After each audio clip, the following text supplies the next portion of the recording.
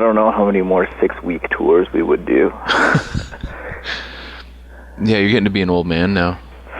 Yeah, I don't know. It just, the idea of touring for 6 weeks, I don't think really makes much sense for us, so. Right. Yeah. I don't have any problem being on the road, but I don't think it's a smart thing to do anymore for us. Gotcha. Is that a your band only sort of thing, or is that, do you think that's I can only talk for my band for sure. Like, fuck man, whatever other people want to do and go for however long they want, like, you know. Like, we've done it in the past, and I shouldn't say that we'll never, ever, like, do a 6-week tour again. Like, you know, definitely, you know, when we go over to Europe and stuff, we kind of don't have a choice but to try and make it at least, like, a month. Right. Because, you know, we have to fly over there, and it's so expensive right off the bat that, you know, we can't just do, like, 3 shows and go home.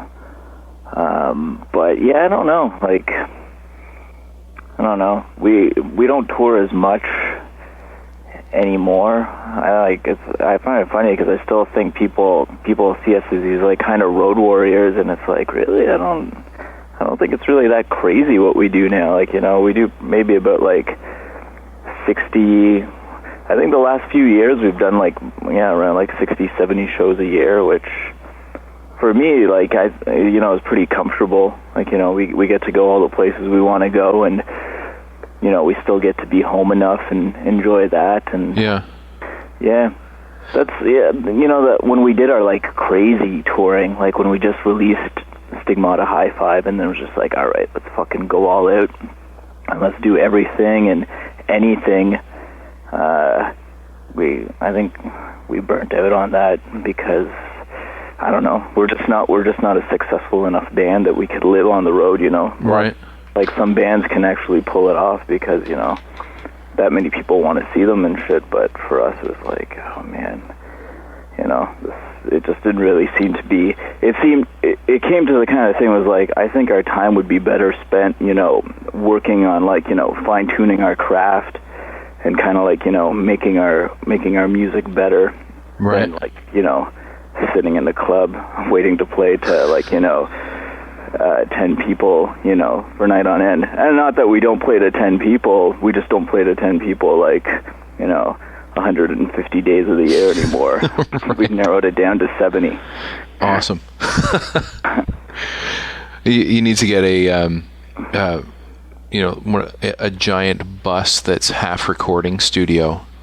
Yeah, well, I think, like, you know, ever since, like, we started touring, there's always kind of this idea to be, like, productive on the road, and, you know, I can sometimes pull it off, like, you know, sometimes there's, like, always, like, a few, like, written interviews I have to do, or, you know, I got, like, my laptop with, like, a sound card and stuff, so, you know, I can work on a little bit of music, but I don't know, man, like, once you're actually on the road and you're in the van, you're just like, I just want to sleep, or, you know, I don't really feel like doing this. It's like, it's one of those things that's, like, easier said than done, you know. You're like, all right, I'll have all this time because we sit in the club and, you know, I'm just in the van, but to actually be productive on the road, at least for me, has been, like, it's really hard. So I try and get a few little things done while we're on the road, but I never expect to, like, you know, write a full album or anything like that crazy.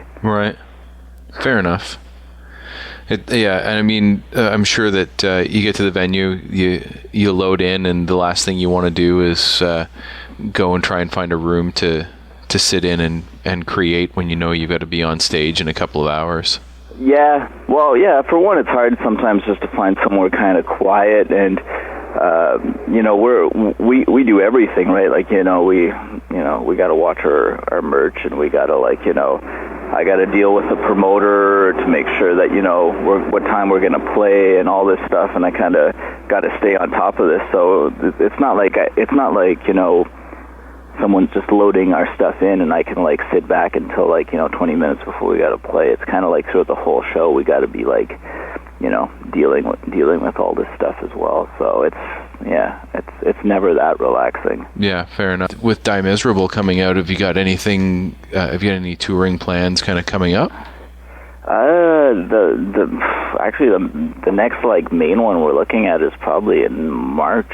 I think we're gonna go to Europe. That's pretty much Nice. Yeah, it's almost funny in a way that because we're just about to release this album, but yeah, we don't really have any touring plans. We're not smart enough for that stuff. We're just like, all right, put out an album. Time to kick back and relax. Yeah.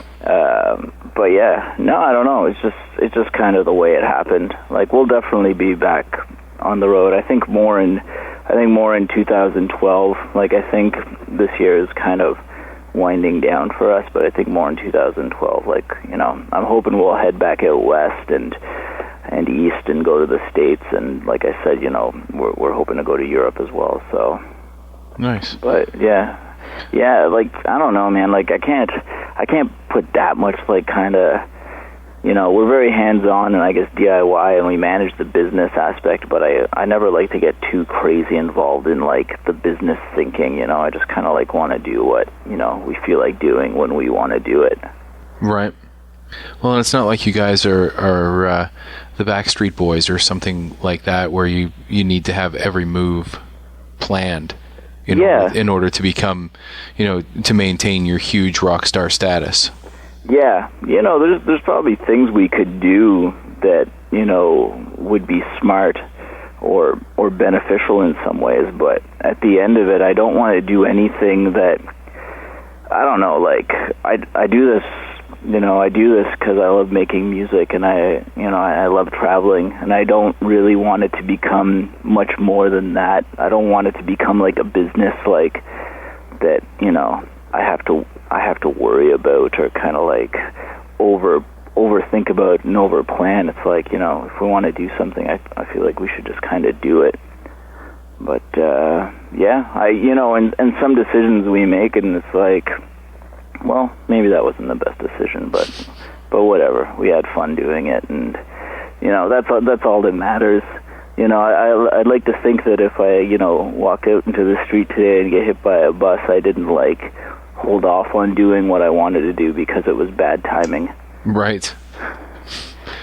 Well, you know, just like, I think with all, like, the music that we make and we release, like, I know that's, you know, even within our own band, sometimes it's like, holy fuck, man, we have so much fucking shit. But I don't know, for me, it's like, yeah, like, I don't see the problem, you know. That's great, like, you know, like, it could all end, like, at any moment, and, you know, to think and to, like, stop, you know, to press pause on, like, our creative ideas just because, you know, now's not a good time to release an album is, I don't know, I can't, like, thinking like that, like, depresses me. You know, yeah. I want to, like, you know, I want my fucking mind to go with what's happening, and I want to be doing things when I'm feeling it, and, you know, and when it feels right to me, not when, you know, it's right in a publicity kind of way or a business way, you know, like, yeah. I just want, and that's, like, one thing I think, I don't know, that's a huge part of, you know, why I wake up every morning, is because I want to be creative and I want to do shit. Because if I'm going to wake up and be like, all right, I got to wait 3 months before we should start writing a new album, I'm fucking not going to wake up. I'm just going to keep sleeping. I'm going to watch TV, and, like, you know, it's like nothing good is going to come of that. Yeah, set my alarm for 3 months. I'll get up then. Exactly. Yeah. So that's pretty much it. Is it kind of the business thinking of things that's kept Die Miserable from coming out until now? Because I know you guys had recorded it in November or January of 2010. Yeah, we were. Like the actual, like, the main tracking, like, you know, pretty much what you hear on the album was recorded back in January, 2010. Like, pretty much, actually, even before we released the unnamed EP, this album was recorded. You know, it just wasn't mixed, but right. It definitely wasn't. It definitely wasn't the business side of stuff that stopped it. You know, we just kind of, like, we just hit, like, a burnout. You know, and because we did the unnamed EP, and we recorded it in November. You know, we did, like, everything to get it together for a release in February to go on tour in Europe. And then, in January, we spent a whole month, and literally a whole month, from the moment we woke up, we went to our studio and didn't go home except to sleep, recording Die Miserable. So, I think as soon as that month was done and, the Europe tour was coming up and we were cutting out covers for Unnamed and, all that stuff was just like, wow, we gotta something's gotta give right now. We got to put something on the back burner, and it just made the most sense to put the album on the back burner for a while. So that's kind of what happened. And when we finally wanted to, get it back up and finished, which was, I guess, in the fall of 2010, we were going to get it mixed by Craig Boychuk, who did it, but at the time he was really busy, so we kind of had to wait a bit for that. And then that took some time, and then, we booked the mastering time, and, then Relapse kind of needs a bit of time as well to I guess, get all their shit together. So, it definitely took a while, but I definitely won't blame the business side. And even Relapse, we missed some deadlines where we could have had this album out earlier, but, I didn't feel like it was ready.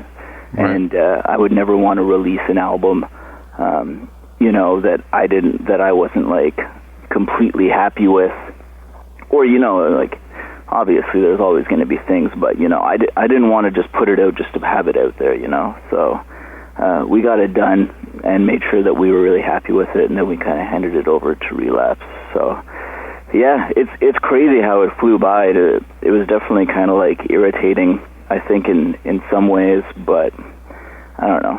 At least it's out now, and I'm very happy about that. Letting it sit for a while too. It's not like you rushed to get the album out and you're not going to be happy with it. Yeah, well, that's it. We're not a band that writes albums to tour. Yeah. We write albums to write albums, and when it comes time to make an album, it's not just so we can have some new T-shirt designs or so we can, start touring again, which is a very common thing nowadays because that's where, bands make their money is on the road, I don't want to be on the road, selling a CD that I don't think is fucking that great, Right. And, I think over time, we push ourselves more and more to always kind of, improve and, learn from the mistakes we made in the past and, learn how to do certain things better, or at least what we like to do. And so I don't know, man. Every album has just been almost driven us to the brink of insanity, just because there's so much pressure that we put on ourselves to do it that it's been really hard. Has the pressure changed? I mean, since you started Fuck the Facts kind of as your own solo project sort of thing, and now incorporating the band and then member changes and having to put up with Mark so often now, do you find that the pressure has really changed a lot over the years, or is it still the same sort of are you still putting the same sort of pressure on yourself? I don't know, man. I think it might even be more pressure. I think we reached, I don't know, in the very early days, we just had no idea what the fuck we were doing. And we were just kind of doing it, and I don't know, it turned out okay, and I'm still happy with how a lot of that stuff, but I think at a certain point, maybe around when we did Stigmata High Five, so in 2006, was okay, this is that album really felt like a big step for us. We actually, it sounded good. I was happy with the songs. Everything about that album was a huge step from, I think, almost anything we did before. And since then, it was okay, so let's make, let's do something better than that. And it always, I've always been really happy. At least since that point, I've been really happy with how everything has turned out, and I think I listen to stuff now, and it's wow, I'm really happy with this. I don't know how I'm gonna even make this better next time. So it's I think the pressure is probably even more, you know, even more than it probably used to be. Right. I don't know, man. Maybe I need to relax a bit or something. maybe it's too much. I don't know what's gonna happen. Like, but yeah, like I don't know. I think it's been good, you know. Like we don't. Like, even though I guess we release a lot of music and we work on a lot of stuff, there's never really any, you know, we don't ever cut any corners, you know. We spend a lot of time working on the shit that we do, you know. Like, yeah. It's the hugest thing that, you know, I have going on in my life is, you know, working on music and stuff. So, you know, we're never releasing stuff just because, you know, we're not like obsessed with just fucking releasing as much music as possible. It just kind of like it's happened that way. Right. That I guess we're pretty prolific, but yeah, it is though intense. But it's all this pressure that we put on ourselves. Like I've never really paid attention to what's happening outside of the band, but you know, I want to make sure that, you know, I'm very happy, and I want to make sure that everyone in my band is proud of what we were doing, and everyone else is happy too. So that probably gets a bit, you know, trickier with, like, you know, newer individuals and different people. There's a lot more compromise and stuff as well. You know, when we did Disgorge Mexico, it was all just me and Vil, and then Mel came in and did like her vocals, but you know, Mel's never really had a lot of input into like the music aspect, you know. So when it was just kind of the two of us, just me and Vil working on everything, you know, it's a lot easier to come to a compromise with two people than say, you know, you add like a third person and then a fourth person. It's like, okay, you know, there's like more and more compromise happening. Right. But at the end of the day, everyone still needs to be happy. So was there a lot of fist fights during the writing of Die Miserable?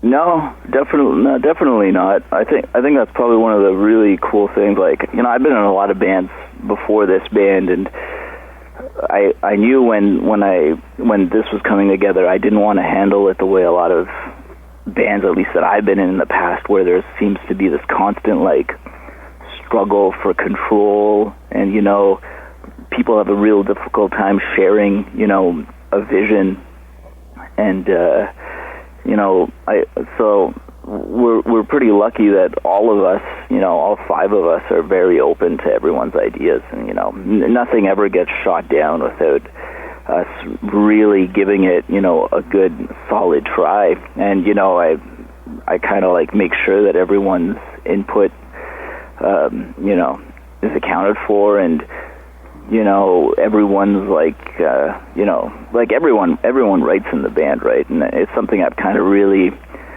I think in the past I've been like, if you want to write, go for it. But I think more with time I'm like, you should write, because I just kind of feel like if you're in this band, like you're either in it or you're not, you know?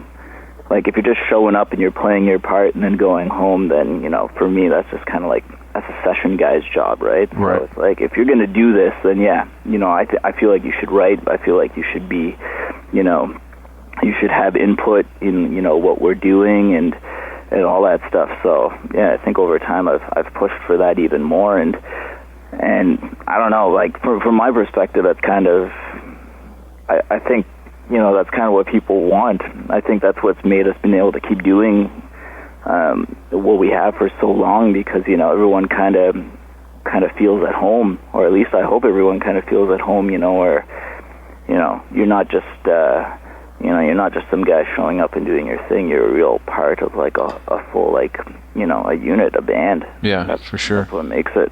And especially when you've got band members that are, you know, 6 hours apart. Yeah, that's definitely a really tricky part, but, you know, I'd be lying if I was saying, like, if I would say that it was easy. Like, there's no doubt I would love it if all five of us lived, you know, in the same area, and we could, you know, work that way. But it just didn't happen that way. And, you know, those guys have been in the band now for, I think, like over 3 years. I think Mark's gonna be like 4 years in December since he started jamming with us. No, so. wow. Yeah, it's crazy. Like he's been playing with us longer than he was in Tugnut. So, which is crazy to think about. Yeah, because like that's, you know, I think even now, like, still a lot of people associate them with that band because like, you know, they did so much and they were so active. But yeah. But yeah, you know, it's something we work with, and it's just kind of the way it is. And you know, it's been like that for so long that you know, I kind of get like, we're kind of used to it, but sometimes it's like, damn, you know, I wish we practiced more as a band, or, you know, we do a lot of shit just through the internet, obviously, right? We'll like email each other ideas and songs and stuff, but yeah, sometimes I'm like, damn, I wish we were fucking doing that, but whatever. It's hard to bribe Mark's mom to drive him to Ottawa and drop him off as often as you'd like. 4 times a week. Yeah. Yeah. No, it's like, and you know, I've never put the pressure on those guys, you know. It's never been like, all right, you guys got to relocate, you know. It's, you know, they show up, they do their thing, like, you know, they practice at home just like, you know, me and Bill practice here. And, you know, as long as everyone's kind of like, you know, coming prepared and everyone's kind of doing shit on their own, like, you know, I'm not going to try and change someone's life, you know. Yeah. Fair enough. I have to ask, speaking of Mark, what possessed you to let him sing so much on Census Blank? That, you mean like that vocal, or like in general? I don't know. Actually, that vocal was totally his idea. Oh yeah. Yeah, pretty like, well, you know, as soon as anyone comes into the band, we, you know, like I said, we want like full kind of input, and I think when Mark started playing with us live, I don't remember exactly how it happened, but at some point he kind of took over doing, I guess, the backing vocals. You know, I think I was doing them for a while before that, and I've never enjoyed doing vocals, so I somehow suckered him into doing them. And then over time, just like, wow, this guy's got, you know, a great voice, like, we should use that. So, you know, pretty much, like, you know, you listen to the Unnamed EP, mm-hmm. and now this album, like, you know, he does a lot of vocals, you know, with Mel, so it's not even really backing vocals anymore, but for that vocal specifically, yeah, that was his idea. I remember we were just kind of like pre-prodding like the album and that song, and he was like, "Oh, I got this idea I want to try." And it was like, he just laid it down, and it was like, "That's awesome. That sounds wicked."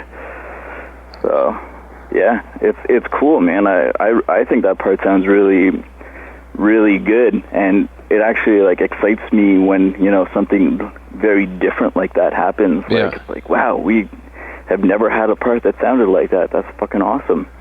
I was actually, I was listening to it and sent him a message right away asking if that was him, because I was a little taken aback at first.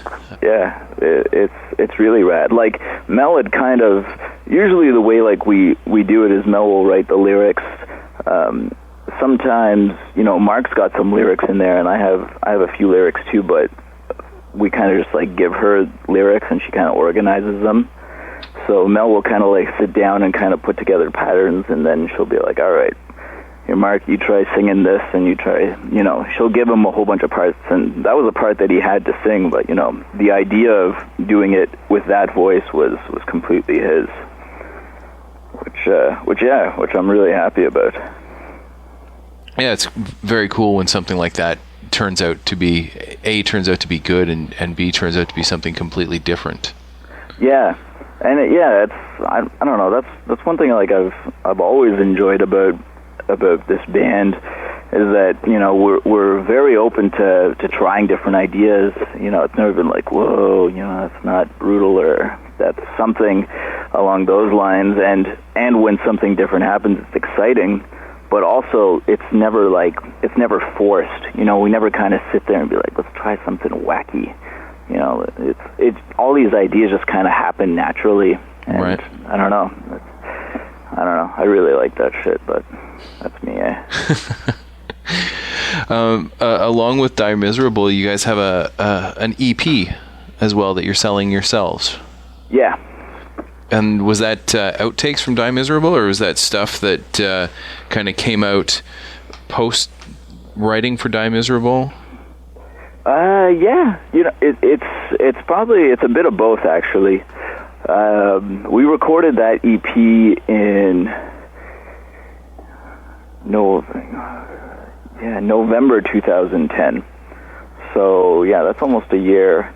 And yeah, basically, I guess what happened was, I remember now. Like our first idea was to release it as like a bonus EP for the with the vinyl version. But anyways, yeah, there's songs that we still had kicking around. I think most of them weren't done yet by the time we did Die Miserable. They were kind of like half done. I think some of them, just didn't make the album. A couple of those songs were like written like in the studio, and we sent like one song to Jesse from Ken Mode, and he wrote the lyrics and the vocals, and the other one was Elliot from Beneath the Massacre, who did the same thing. And yeah, I don't want to say, it's kind of shitty to say they're like B-sides, because like I don't think it's bad at all. Right. If something's like crap, we just won't fucking, it won't exist. Yeah. We won't release it. Like I'm really happy with that EP, and I listened to it, and I'm really stoked. It was just kind of like, yeah, I don't know, maybe it was like the long gap between like when we recorded Die Miserable. It just kind of felt like we needed to get back in the studio and do something else. And that came out, and just like, well, let's just release it. Let's just release this with the album. So, yeah, like I said, there's always so much. There's actually, besides that, there's actually even another 3 songs that didn't make the album that we kind of have like half recorded right now, that at some point will get released somehow. Awesome. Maybe a 7-inch, perhaps. It's been a while since you guys have put out a 7-inch. Yeah, well, I guess the Unnamed EP. Oh yeah, that's right. Was the one that we did. Yeah. But yeah, I don't know. It's we're pretty much always working on music. Even for I guess our next full length album or whatever it's going to be. Like we're already working on new material now. So yeah, there's always a lot going on. Yeah, for sure.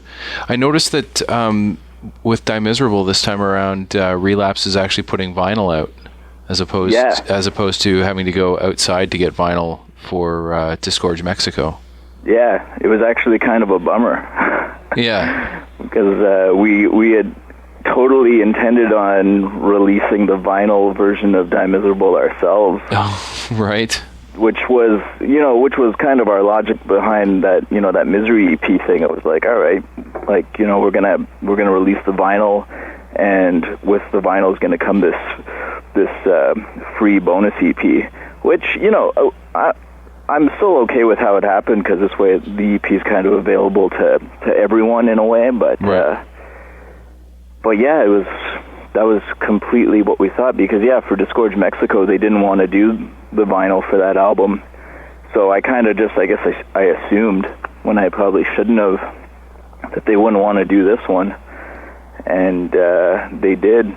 So it was pretty much their call, because we're still under contract with those guys. So they wanted to do it. And I was like, all right. But yeah, there's definitely a part of me that wishes we would have done it ourselves. The Disgorge Mexico one, there's a huge part of me that wishes we would have done it ourselves, because as cool as that was, it just didn't. It was kind of a bummer working with the Stillborn guys. Oh yeah. Yeah, not that it was really bad. I was really happy that they put it out and that vinyl exists of it, but it just didn't, like, for us to even get copies of it was impossible. And right. I don't know.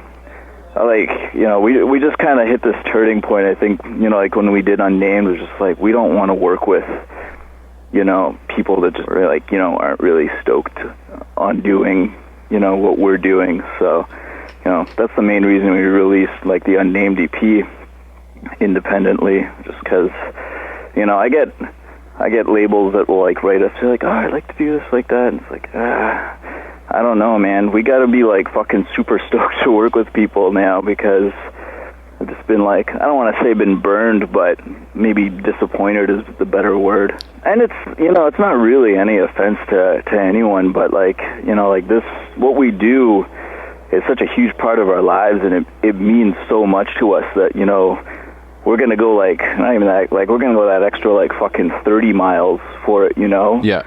So to get someone to even go like an extra mile is kind of like, that's outside of it is kind of difficult. And I can completely understand, like, I don't make any money off of this band. Definitely someone outside of it's not going to make any money, Yeah. So it doesn't make sense for them to make that investment. But for me, like, the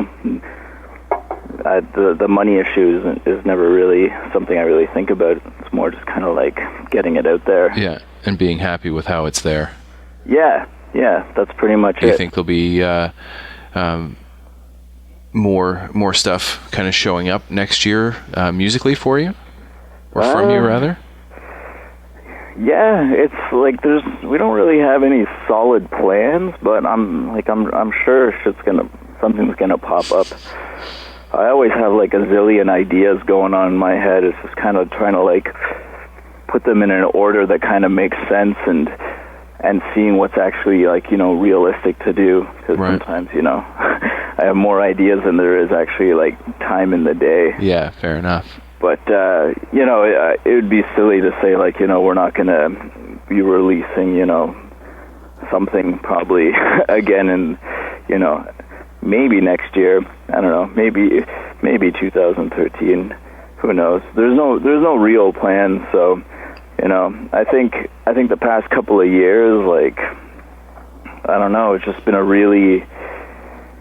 a lot of, new music coming out of us and a lot of ideas, and, I'm glad that we're getting it out while, like, the irons are hot. Yeah. So, who knows, maybe next year we're gonna fucking hit this lull and not release an album for 4 years. Who knows, man? Like, yeah. I just kind of like, while it feels right, you just kind of go with it, and because you don't know what the future holds. So absolutely. So well, it seems to be the last little while. Even if it's not not just unnamed EP, there was the Disgorge Mexico DVD that came out, and then there was the live stuff that became available as well. So yeah, over the last little while, it seems like there's been a lot of Fuck the Facts stuff that's just become available. Yeah, it's tricky. Like the Disgorge Mexico DVD, that was something that was in the works for a long time before it actually came out. Sometimes these things just all kind of happen at once. Like, I guess with the Misery EP and the Die Miserable thing too, it's just, like I said before, I have a really hard time just kind of sitting on my hands. So, when it happens, that's when it happens. And, we're going to get it out there. Maybe it's too much, but I don't know. That's it, man. If it ends all like, soon, I want to be able to look back and be like, I did everything that, I wanted to do. I didn't hold back, because of, I don't know, because it wasn't the right time. I want to make sure that, I did shit while it felt right. Absolutely. Words to live by, sir. Words to live by. I hope so.